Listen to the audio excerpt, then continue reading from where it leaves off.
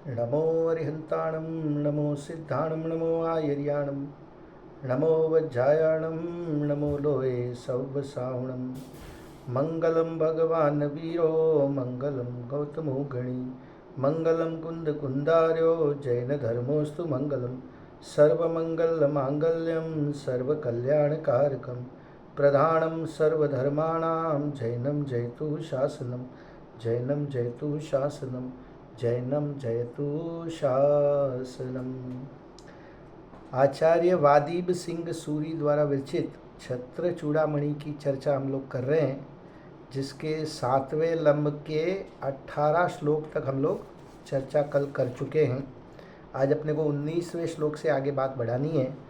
18वें श्लोक में जीवनधर कुमार ने उस कृषक को उद्बोधन दिया कि निजात्म तत्व का स्वीकार ही ये आत्मा का परम कर्तव्य है। सरलार्थ पढ़ के फिर अगली गाथा पढ़ते हैं हम लोग, अगला श्लोक पढ़ते हैं। इसलिए हे कृषक, तुम ज्ञान दर्शन स्वरूप अपने आत्म तत्व को ही स्वीकार करो। निज आत्म तत्व से भिन्न शरीर आदि को पर रूप से स्वीकारते हुए पर वस्तु के त्याग का निर्णय करो। पर वस्तुओं के संबंध से कभी भी आत्मा का हित नहीं हो सकता। अब अगला श्लोक देखते हैं हम लोग 19 नंबर का। त्यागी धर्मात्माओं के दो भेद। पर त्याग कृतो गेया सानगारा अगारिण गात्र मात्र धना पूर्वे सर्व सावध्य वर्जिता। दो प्रकार के भेद बताएं त्यागी धर्मात्माओं के इस श्लोक में, ठीक है ना। अन्वयार्थ, पर वस्तु के त्याग करने वाले एक अनगार या मुनिराज और दूसरे गृहस्थ या श्रावक जानने चाहिए। दो प्रकार के त्यागी हैं, एक तो गृहस्थ होकर भी त्यागी जो होते हैं और वो उनको और दूसरे जो होते हैं वो अनगार या मुनिराज। प्रथम मुनि संपूर्ण पापों से रहित शरीर मात्र परिग्रह रखने वाले होते हैं, अर्थात शरीर को छोड़कर उनके दूसरा कोई परिग्रह नहीं है। मुनिराज के पास में तिल तुष मात्र भी परिग्रह नहीं होता, वस्त्र का एक धागा भी उनके परिग्रह नहीं होता। अंतरंग से परिग्रह छूटा हुआ है, मन से सब वस्तुओं का त्याग है, इसलिए बाह्य में किसी भी प्रकार का कोई परिग्रह मुनिराजों में नहीं दिखता। सरलार्थ, पर वस्तु का त्याग करने वालों के दो भेद होते हैं, पहला मुनिराज और दूसरा श्रावक। जो समस्त पापों और परिग्रह से रहित होते हैं वे मुनिराज हैं। उनके पास शरीर के अतिरिक्त बाह्य परिग्रह नहीं होता, केवल शरीर होता है उनके पास में, बाकी कोई भी प्रकार का परिग्रह उनके पास में नहीं होता। विशेषार्थ, मुनिराज के पास अहिंसा का उपकरण पींछी, शुद्धि का साधन कमंडल और ज्ञान का सहायक शास्त्र ही होते हैं। फिर भी इन वस्तुओं के प्रति उनकी आसक्ति नाम मात्र भी नहीं हो रही थी। उनकी आसक्ति नहीं है। देखिए, एक भिखारी होता है, उसका टूटा फूटा कटोरा भी हो तो उसको उस कटोरे के प्रति इतनी आसक्ति रहती है कि वो रात को उसको छुपा कर नीचे सोएगा या उसकी निगरानी रखेगा, तो वो आसक्ति का भाव है। अब यहाँ भिखारी से लेके करोड़पति तक लगा लेना किस किस वस्तुओं के प्रति आसक्ति होने की वजह से उनको वो परिग्रह है। बाह्य में छूटे चाहे ना छूटे ये अलग वस्तु है, अंतरंग से उनको उसके प्रति कितनी आसक्ति है इसकी बात है। अब यहाँ पे लोग ये कह सकते हैं कि मुनिराज के पास एक तो अहिंसा का उपकरण पीछी होती है, दूसरा शुद्धि का उपकरण साधन कमंडल होता है और ज्ञान का सहायक शास्त्र ही होते हैं। ये तीन तो परिग्रह दिख रहे ना। इसके पहले बताया कि शरीर मात्र ही उनका परिग्रह है, उसके अलावा कुछ भी नहीं है। मगर ये तीन चीज़ें होते हुए भी इन वस्तुओं के प्रति उनकी आसक्ति नाम मात्र भी नहीं है। उसमें कुछ टूट जाए, फूट जाए, कहीं खो जाए तो उनको उसकी कोई मतलब वेदना नहीं होती।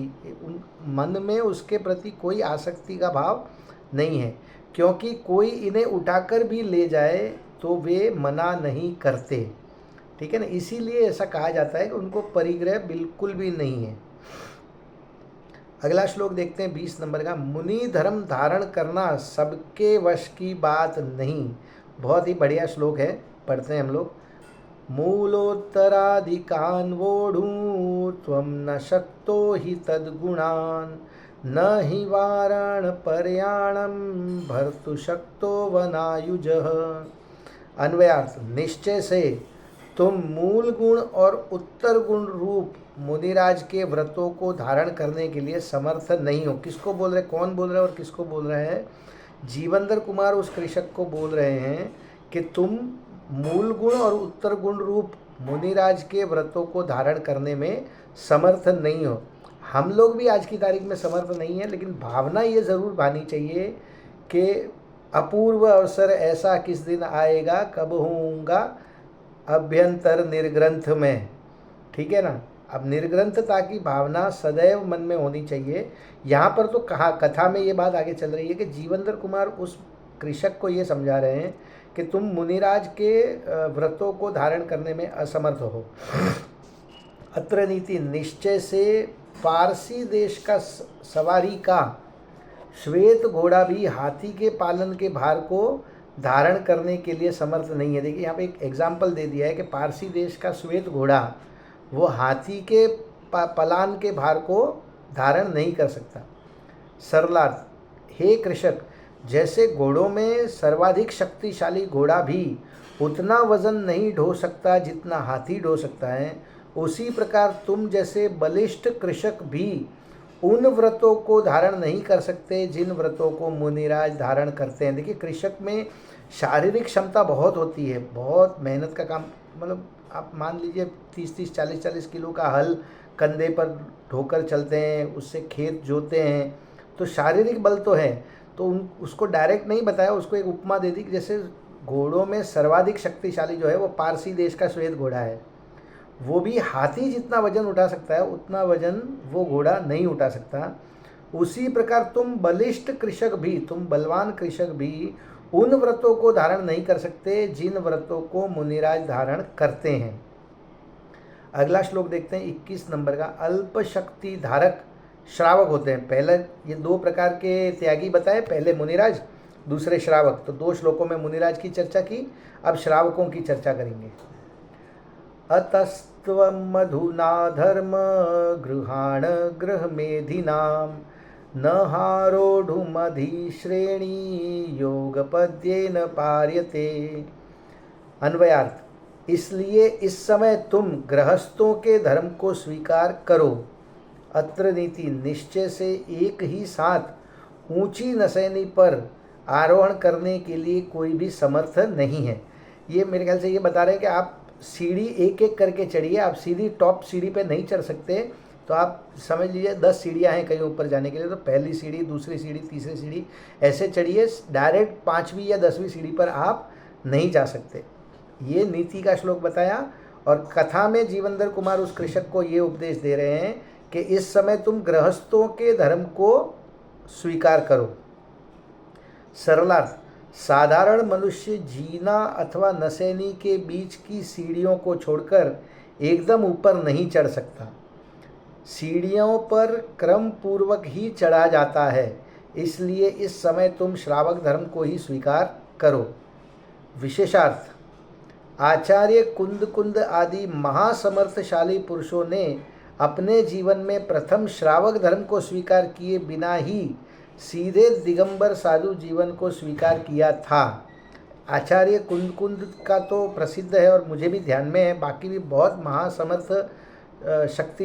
महासमर्थशाली पुरुष हुए होंगे जिन्होंने दिगंबर जैन मुनि दीक्षा बहुत अल्प आयु में ग्रहण कर ली हो। आचार्य कुंद देव का तो 9 वर्ष या 11 वर्ष की उम्र में ही उन्होंने दिगंबर धर्म की दीक्षा अंगीकार कर ली थी। तो उन्होंने श्रावक धर्म का पालन तो उन्होंने किया ही नहीं, उसके बिना ही सीधे वे दिगंबर साधु जीवन को स्वीकार किया था। ऐसा सामर्थ्य साधारण जीवों में नहीं होता, अतः उन्हें तो प्रथम अणुव्रतों का स्वीकार करना लाभप्रद होता है। इस प्रकार जीवंदर कुमार ने कृषक को सुखी होने के उपाय की शिक्षा दी। क्या शिक्षा दी कि उसने एग्जाम्पल भी ये बता दिया कि कुंद आचार्य आदि जो मुनिराज हैं, सीधे जो दीक्षा ले लेते हैं, गृहस्थ अवस्था में श्रावक धर्म को नहीं पालते, डायरेक्ट महाव्रती हो जाते हैं, तो वैसे महाव्रती होना सबके बस की बात नहीं है, इसलिए प्रथम तुम अणुव्रती होकर मतलब स्टेप बाय स्टेप सीढ़ियाँ चढ़ो। ऐसा जीवंतर कुमार ने कृषक को सुखी होने का उपाय की शिक्षा दी। अगला श्लोक देखते हैं 22 नंबर का, श्रावक का स्वरूप। त्रिचतुः पंचभिर्युक्ता गुणशिक्षाणुर्भिर्वते तत्त्वधीरुचि संपन्ना सावध्ये ग्रहमेधिनः। अन्वयार्थ, क्रम से 3, 4, 5 गुणव्रत, शिक्षाव्रत और अणुव्रतों से सहित सम्यक ज्ञान और सम्यक दर्शन संपन्न, कुछ दोष सहित श्रावक व्रतधारी होते हैं। अब श्रावक व्रतधारी, श्रावक का स्वरूप बताना है तो कैसे होते हैं? क्रम से 3, 4, 5 क्या बता दिए? गुणव्रत, शिक्षाव्रत, अणुव्रत। तो 3 गुणव्रत, 4 शिक्षाव्रत और 5 अणुव्रत इनसे सहित होते हैं। सम्यक दर्शन और सम्यक ज्ञान संपन्न, उनमें कुछ दोष सहित होते हैं, वैसे श्रावक व्रतधारी होते हैं। सरलार्थ, जो सम्यक दर्शन एवं सम्यक ज्ञान सहित होकर 5 अणुव्रत, 3 गुणव्रत और 4 शिक्षाव्रत के धारक तथा किंचित पाप प्रवृत्ति से सहित होते हैं, उन्हें श्रावक कहते हैं। श्रावक की परिभाषा इस श्लोक में बताई है, बहुत अच्छे से समझाया गया है। अपने देखते हैं इसमें विशेषार्थ। आगम ग्रंथों में श्रावक की विभिन्न परिभाषाएं मिलती हैं। जैसे प्रथमानुयोग में मात्र जैन कुलोत्पन्न मनुष्य को ही श्रावक कहते हैं।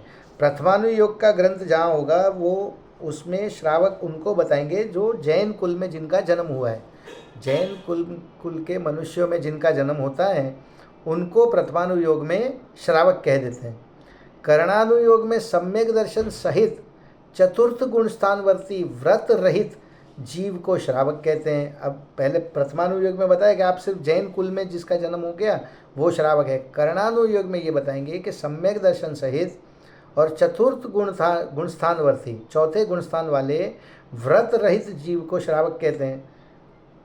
सम्यक दर्शन एवं 2 कषाय चौकड़ी के अभाव पूर्वक व्यक्त वीतराग परिणति वाले व्रती को भी श्रावक कहते हैं। किसको कहते हैं? सम्यक दर्शन भी हो और 2 कषाय चौकड़ी का अभाव हो। 2 कषाय चौकड़ी कौन सी? क्रोध, मान, माया, लोभ, ये कषाय चौकड़ी है। और ऐसे 4 होती हैं, अनंतानुबंधी, अप्रत्याख्यान, प्रत्याख्यान और संज्वलन। तो पहली अनंतानुबंधी और अप्रत्याख्यान, ये जो 2 कषाय चौकड़ी है, मतलब अनंतानुबंधी क्रोधमान माया लोभ और अप्रत्याख्यान क्रोधमान माया लोभ, ये 2 कषाय चौकड़ी के अभाव पूर्वक व्यक्त वीतराग परिणति वाले व्रती को भी यहाँ पर श्रावक कहते हैं। अष्टमूल गुणों के धारक जीव को श्रावक नाम से जाना जाता है। आत्मानुभूति सहित मनुष्य या तिर्यंच को भी श्रावक कहते हैं। अनंत तिर्यंच है, स्वयंभू रमण में या ढाई द्वीप के बाहर ऐसे अनंत तिर्यंच हैं जो क्या बोलते हैं, अष्टमूल गुणधारी हैं, तो उनको भी श्रावक कहते हैं। अब इसमें फिर डिटेल दी है सम्यक दर्शन की परिभाषा। सम्यक दर्शन की शास्त्रों में अनेक परिभाषाएं मिलती हैं। जैसे पहला, तत्वार्थ सूत्र ग्रंथ के प्रथम अध्याय के दूसरे सूत्र में 7 तत्वों की सच्ची श्रद्धा का नाम सम्यक दर्शन है। देखिए, तत्वार्थ सूत्र आचार्य उमा स्वामी का लिखा हुआ है। उसका पहला श्लोक है, पहले अध्याय का पहला श्लोक है, सम्यक दर्शन ज्ञान चारित्राणी मोक्ष मार्ग। और फिर उसके बाद इमीडिएट दूसरे श्लोक में ये आता है कि जीव अजीव आश्रव तत्व संवर, जीव अजीव आश्रव बंध संवर निर्जरा मोक्ष, ये 7 तत्वों का जिसको सच्ची श्रद्धा है उसी को सम्यक दर्शन कहते हैं। ये तत्वार्थ सूत्र की परिभाषा हो गई। दूसरा, समयसार कलश क्रमांक 6 में पर से भिन्न निज आत्मा के श्रद्धान को सम्यक दर्शन कह दिया है। बाकी 7 तत्वों की श्रद्धा को नहीं, खाली मैं पर से भिन्न हूँ, अब मेरी जो आत्मा है वो पर वस्तुओं से भिन्न है, इस श्रद्धान को सम्यक दर्शन कहा है। तीसरा, पुरुषार्थ सिद्धि उपाय के श्लोक क्रमांक 216 में एक आत्मा के निश्चित श्रद्धान को सम्यक दर्शन कहते हैं। सिर्फ अपनी आत्मा के निश्चित श्रद्धान को सम्यक दर्शन कहा जाता है। चौथा, आपा पर के श्रद्धान को भी सम्यक दर्शन कहा जाता है। मतलब स्व और पर का श्रद्धान हो, मैं कौन हूँ, मेरा क्या स्वरूप है और पर क्या है, और पर मुझसे भिन्न है, इस चीज़ के श्रद्धान को भी सम्यक दर्शन कहा गया है। पांचवा, 6 ढाला की तीसरी ढाल में पर द्रव्यों से भिन्न अपनी आत्मा की श्रद्धा करने को सम्यक दर्शन कहा बताया है। छठा, रत्नकरंड श्रावकाचार में सच्चे देवशास्त्र गुरु के श्रद्धान को सम्यक दर्शन कहा गया है। मतलब ये बताना चाह। सातवां, मोक्ष मार्ग प्रकाशक के 8वें अधिकार में जिन जिन जीवों को शंका कांक्षा आदि नहीं हुए उन्हें सम्यक्त्व हुआ कहते हैं। तो ये 6-7 एग्जाम्पल से शास्त्रों के उदाहरण देकर ये बताया गया है कि सम्यक दर्शन की जैन परंपरा में अनेक परिभाषाएं आती हैं, मगर उन सबका तात्पर्य एक ही है, जो अपने कल भी चर्चा की थी कि जीव जुदा पुद्गल जुदा, यही तत्व को सार, बाकी जो कछु और है याही को विस्तार। कहीं पर देवशास्त्र गुरु की श्रद्धा को सम्यक दर्शन कह दिया, कहीं पर 7 तत्वों की श्रद्धा को सम्यक दर्शन कह दिया, कहीं पर स्व पर भेद विज्ञान को सम्यक दर्शन कह देते हैं, कहीं पर जिसको शंका कांक्षा आदि ना हो उनको सम्यक दर्शन हुआ ऐसा कहते हैं। मगर उनका मूल सिद्धांत यही है, सम्यक दर्शन की परिभाषा भले ही कुछ भी हो, वो डिटेल में एक ही चीज़ पर बात आती है कि स्व और पर का भेद विज्ञान होना चाहिए। सम्यक दर्शन की इन सब परिभाषाओं का यथार्थ अभिप्राय मोक्ष मार्ग प्रकाशक के 9वें अधिकार में स्पष्ट किया है, वहाँ से समझने का कष्ट करें। और सम्यक ज्ञान, अब सम्यक ज्ञान की भी शास्त्रों में अनेक परिभाषाएं मिलती हैं। जैसे सम्यक दर्शन सहित ज्ञान को सम्यक ज्ञान कहते हैं, ये पहला। दूसरा, वस्तु के यथार्थ ज्ञान को सम्यक ज्ञान कहते हैं, दूसरा। तीसरा, जीव आदि 7 तत्वों की वस्तु स्थिति जानने को सम्यक ज्ञान कहते हैं। और चौथा, प्रथमानुयोग के शास्त्रों में स्थूल दृष्टि से जैन शास्त्रों के जानने को ही सम्यक ज्ञान कहा है। पांचवा, संशय आदि रहित तत्व ज्ञान को भी सम्यक ज्ञान कहते हैं। इस प्रकार से सम्यक दर्शन और सम्यक ज्ञान की अनेक परिभाषाएं जैन शास्त्रों में मिलती हैं, लेकिन सबका घुमा फिरा कर मतलब एक ही है। अब अगला श्लोक देखते हैं 23 नंबर का। अष्ट मूल गुणों का कथन। अहिंसा सत्यमस्तेयम स्वस्त्रीमित वसुगृहे मध्यमास मधु त्यागैस्तेषां मूल गुणाष्टकम। अन्वयार्थ, उन गृहस्थ पुरुषों के मद्य त्याग, मांस त्याग और मधु त्याग सहित हिंसा न करना, सच बोलना, चोरी न करना, स्त्री संतोष और परमित वस्तु का संग्रह, ये 8 मूल गुण कहलाते हैं। सरलार्थ देखते हैं हम लोग। मद्य मांस मधु का त्याग, स्थूल हिंसा के त्याग रूप अहिंसानुव्रत, स्थूल असत्य त्याग रूप सत्यानुव्रत, स्थूल चोरी के त्याग रूप अचौर्यानुव्रत, स्वदार संतोष रूप ब्रह्मचर्यानुव्रत और सीमित परिग्रह रखने रूप परिग्रह परमाणु व्रत, ये श्रावक के 8 मूल गुण बताएं। क्या क्या बता दिए? 5 पापों का त्याग, हिंसा, झूठ, चोरी, कुशील, परिग्रह। तो हिंसा के त्याग को यहाँ पर अहिंसानुव्रत कह दिए, झूठ के त्याग को यहाँ पे सत्यानुव्रत कह दिया, स्थूल चोरी के त्याग को अचौर्यानुव्रत कह दिया, स्वदार संतोष को यहाँ पर ब्रह्मचर्य कह दिया, ब्रह्मचर्यानुव्रत कह दिया, और परिग्रह का परिमाण करने को परिग्रह परिमाण व्रत अनुव्रत कह दिया। ये 5 मूल गुण हुए। 8 मूल गुण होते हैं श्रावक के। तो इन 5 के अलावा मद्य मांस और मधु का त्याग, मद्य मांस मधु का त्याग और 5 मूल गुणों का, 5 मूल अष्टगुणों, 5 पापों का त्याग, इनको 5 पापों का त्याग और मद्य मांस मधु का त्याग, इसको अष्ट मूल गुण कहते हैं। विशेषार्थ प्रश्न, मूल श्लोक में तो अणुव्रत की बात ही नहीं आई, आप अपने मन से ही अणुव्रत का कथन क्यों करते हैं? उत्तर, श्लोक में अष्टमूल गुण की बात आई है तथा श्लोक के द्वितीय पाद में स्वस्त्रीमित शब्द से स्वदार संतोष का अर्थ स्पष्ट होता है। पूर्व श्लोक 22 में भी ग्रह में धीनः शब्द आया है वह गृहस्थ के द्योतक हैं। इन अनेक कारणों से अहिंसादि अणुव्रत का अणुव्रत रूप से ही अर्थ स्पष्ट होता है। मतलब यहाँ पे इन्होंने ये प्रश्न शंका उठाई कि मूल जो श्लोक है उसमें तो अणुव्रतों की चर्चा नहीं आई, आप अपने मन से क्यों कहते हैं? तो श्लोक में एक शब्द आया है स्वस्त्रीमित। इस शब्द का मतलब है स्वदार संतोष, अपनी स्त्री में संतोष। तो एक मूल गुण की बात आ गई, मध्यमास मधु त्याग स्तेषाम, ये ऐसा शब्द आने से ये 5 अणुव्रतों की चर्चा कर रहे हैं, ऐसा यहाँ पर उसका अर्थ लिया गया है। शास्त्र का अर्थ प्रकरण के अनुसार ही लगाना चाहिए, यह अपेक्षा भी शास्त्र अभ्यासी को ध्यान में रखना चाहिए। जहाँ पर जो बात चल रही है उसमें वहाँ का ही अर्थ लगाना चाहिए। ज्या ज्या जे जे योग्य छे त्या समझवू ते। फिर अगला प्रश्न उठाते हैं, 5 अणुव्रतों को मूल गुण में किस प्रकार सम्मिलित किया है? 5 उदंबर फलों के त्याग को लेना चाहिए था।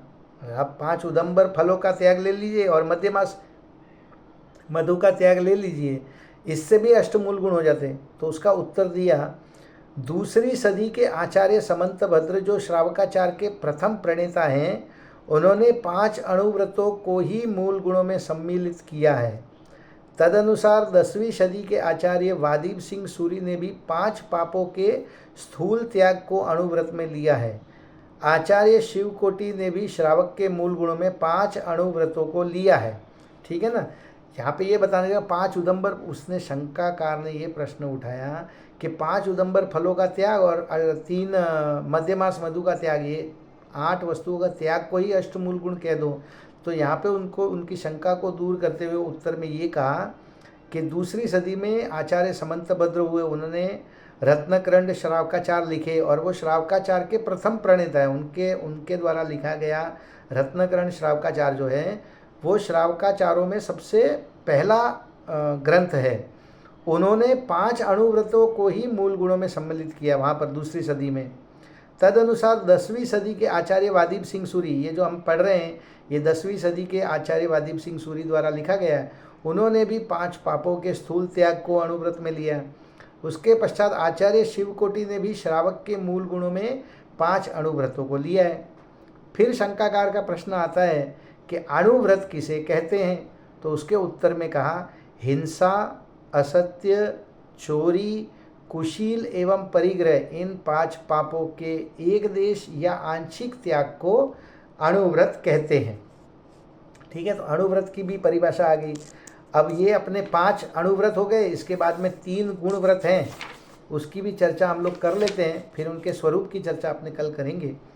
24 नंबर का श्लोक, गुणव्रतों के नाम, भोगोपभोग संहारो अनर्थ दंड व्रतावनत गुणानुब्रहणाद गेयो दिग्व्रतेन गुणव्रतम। अन्वयार्थ, मूल गुणों के वर्धक होने से दिग्व्रत के साथ अनर्थ दंड व्रत सहित भोग परिमाण व्रत गुण व्रत जानने चाहिए। 3 गुण व्रतों के नाम दे दिए, दिग्व्रत, अनर्थ दंड व्रत और भोग उपभोग संहार या भोग उपभोग परिमाण व्रत को गुण व्रत कहते हैं। ये क्या होते हैं? जो व्रत अणुव्रतों की अभिवृद्धि में सहायक होते हैं एवं उनमें दृढ़ता लाते हैं, उन्हें गुण व्रत कहते हैं। अब ये गुण व्रत क्या क्या है ये सब आगे के श्लोकों में आएगा, इसलिए अभी इसको सिर्फ पढ़ देते हैं, आगे के श्लोकों में इसकी चर्चा आएगी जो अपने शायद कल करेंगे। 25 नंबर का श्लोक पढ़ता हूँ मैं, शिक्षा व्रतों के नाम। तो क्या पहले ये जो 5 अणुव्रत, 3 गुण व्रत और 4 शिक्षा व्रत हैं, इनके नामों की चर्चा अपने हो जाएगी। सप्रोषधोपवासेन व्रतं सामायिकेन च देशावकाशिकेन स्याद् वैयावृत्तं तु शिक्षकम्। अन्वयार्थ, वैयावृत्य, प्रोषद उपवास सहित सामायिक और देशावकाशिक व्रत के साथ ये 4 शिक्षा व्रत कहलाते हैं। सरलार्थ देखते हैं, प्रोषद उपवास सहित सामायिक, देशव्रत और वैयावृत्ति। एक तो प्रोषद उपवास, दूसरा सामायिक, तीसरा देशव्रत और वैयावृत्ति, इन चारों को शिक्षा व्रत कहते हैं। विशेषार्थ, जिनसे मुनि व्रत पालन करने का अभ्यास बना रहे उसे शिक्षा व्रत कहते हैं। ठीक है, तो इस तरह से अपने 3 गुण व्रत, 4 शिक्षा व्रत और 5 अणुव्रतों के सामान्य स्वरूप या उनके नामों की चर्चा अपन ने की है। आगे की शेष चर्चा अपन कल करेंगे। अभी जिनवाणी स्तुति। हे जिनवाणी भारती तो हे जपूं दिन रैन, जो तेरी शरणाग्रहे सो पावे सुख चैन। जावाणी के ज्ञान ते सूझे लोकालोक, सो वाणी मस्तक नमो सदा देत हूँ ढोक, सदा देत हूँ ढोक। बोलिए जिनवाणी मात की जय हो।